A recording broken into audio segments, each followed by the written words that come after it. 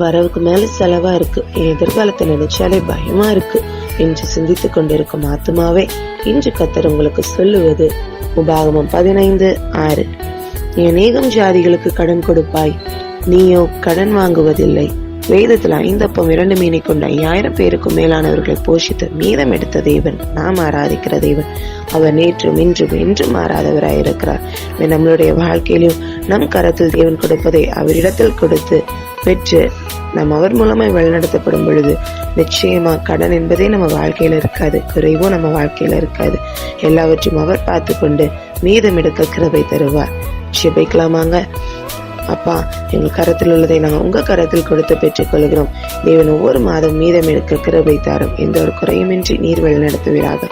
இயேசு மூலம் பிதாவே, ஆமென்.